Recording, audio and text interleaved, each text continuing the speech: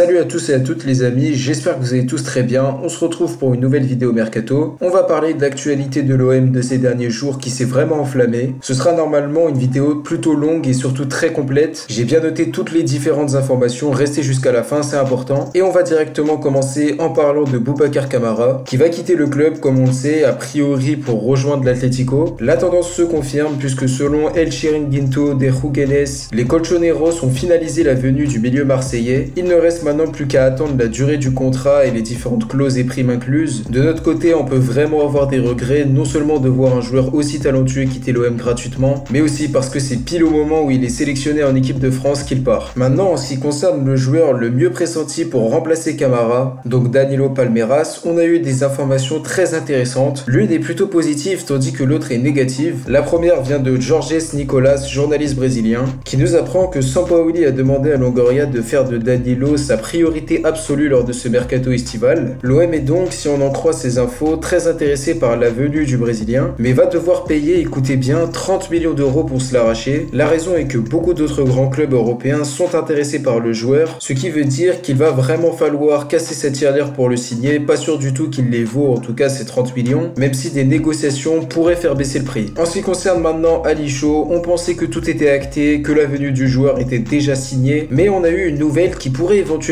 changer la donne, celle du rachat du SCO d'Angers. Le club devrait en effet être racheté par un fonds d'investissement américain dans les prochains jours. C'est ce que nous apprend Guillaume Comte qui affirme que le président du club l'a confirmé à ses différents employés. Je vous parle de ça parce que les nouveaux propriétaires pourraient très bien miser sur le talent d'Ali Chaud pour l'avenir, ou bien peut-être monter les enchères, ce qui compliquerait les négociations. De plus, le joueur pourrait être intéressé à l'idée de rester en vue du nouveau projet qui se profile. Pour l'instant, on n'en est pas là, à voir l'évolution du dossier. On va passer maintenant à un autre dossier qui pourrait aussi mal tourner, celui d'Amin Harit. Comme on le sait, les prestations de fin de saison du joueur ont poussé Sampaoli et Longoria à vouloir le recruter afin d'en faire le digne successeur de Payet, mais malheureusement les négociations avec Schalke ne sont pas si simples que ça. Alors qu'on disait au départ que le club allemand voulait s'en débarrasser à cause de son gros salaire, on a appris ces derniers jours que le club de la Ruhr demanderait 10 millions d'euros pour le vendre, ce qui paraît excessif pour Longoria qui va essayer quand même de baisser le prix, mais qui à côté de ça prépare déjà d'autres alternatives si jamais ça ne passe pas. On va passer maintenant au dossier Bamba Dieng, où comme on le sait, le joueur a une belle valeur marchande et même s'il l'a dit lui-même qu'il resterait marseillais la saison prochaine, rien n'est sûr puisque comme on le sait, c'est bien Longoria qui gère le recrutement et qui pourrait sacrifier la pépite sénégalaise. Le club de Fribourg, évoluant en Allemagne et étant qualifié pour la prochaine Ligue Europa, souhaiterait d'ailleurs le recruter selon 11 mondial. 10 millions d'euros seraient demandés par l'OM, ce qui me paraît quand même très peu, à voir l'évolution du dossier. On va passer maintenant à peut-être la plus grosse info de cette vidéo. William Saliba aurait confié à son président qu'il souhaite bel et bien rester à l'OM. C'est RMC Sport, média quand même très sérieux qui nous l'apprend. C'est une bonne nouvelle si ça se confirme, il peut jouer un rôle dans son transfert, c'est sûr. Et comme on le sait, Arsenal hésite à le faire revenir en s'activant déjà sur d'autres pistes comme celle menant à Samuel Umtiti. La volonté de Saliba peut changer la donne, à voir l'évolution du dossier, sachant par contre que le club londonien demanderait 30 millions d'euros à Longoria, somme qui pourrait donc être revue à la baisse. Du côté des départs, maintenant, Dimitri Payet serait dans le viseur des Tigres selon Telediario, radio mexicaine. Le meneur du jeu marseillais du haut de ses 35 ans pourrait être l'objet d'une convoitise. Comme on le sait, le club des Tigres